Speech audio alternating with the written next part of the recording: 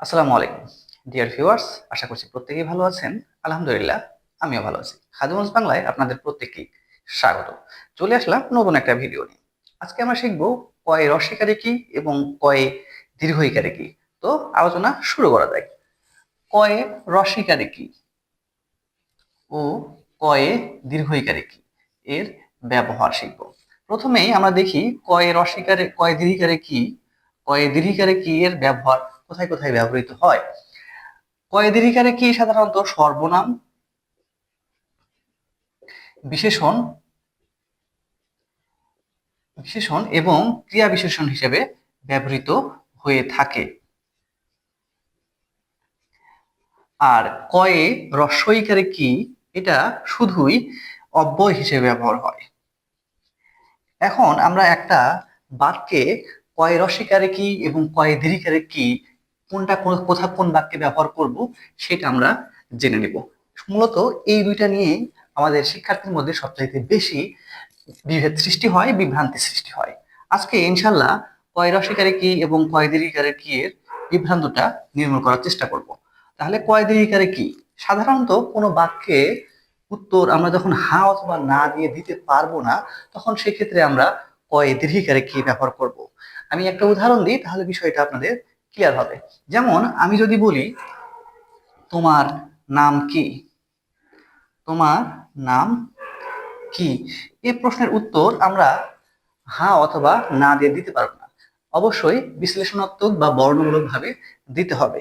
তো এক্ষেত্রে আমরা কয় দীর্ঘিকারে ব্যবহার করব। ঠিক তেমনি ভাবে কয় রস্বীকারে কি এর ব্যবহার হবে আমরা যে প্রশ্নের উত্তর হা অথবা না দিয়ে দিতে পারবো। যেমন যদি বলি বাবা কি বাজারে গিয়েছেন, গিয়েছেন, তাহলে এটার উত্তর আমরা হ্যাঁ বাবা বাজারে গিয়েছেন অথবা না বাবা বাজারে যাননি। এক্ষেত্রে আমরা হ্যাঁ অথবা না দিয়ে এই প্রশ্নের উত্তর আমরা দিতে পারছি। মূলত যেই প্রশ্নের উত্তর আমরা হ্যাঁ অথবা না দিয়ে দিতে পারবো সেটার উত্তর অবশ্যই কি দিয়ে প্রশ্ন করতে পারবো, এবং যেটার উত্তর হ্যাঁ অথবা না দিয়ে দিতে পারবো না সেটা অবশ্যই কয় দীর্ঘিকারে কি দিয়ে আমরা প্রশ্ন করব। আমি আরো কয়েকটা উদাহরণ দিই। যেমন আমি যদি বলি তোমার বাবার পেশা কি, তাহলে এইটা আমাকে অবশ্যই হ্যাঁ অথবা না দিয়ে দিতে পারবো না এর আনসার। আনসার অবশ্যই আমার বাবা যে কর্মটা করে সেই কর্মটা আমাকে লিখতে হবে। কিন্তু আমি যদি বলি তুমি কি কলেজে যাবে, তাহলে এটার উত্তর অবশ্যই আমি হ্যাঁ কলেজে যাব অথবা না কলেজে যাব না, হ্যাঁ অথবা না দিয়ে উত্তর দেওয়া সক্ষম।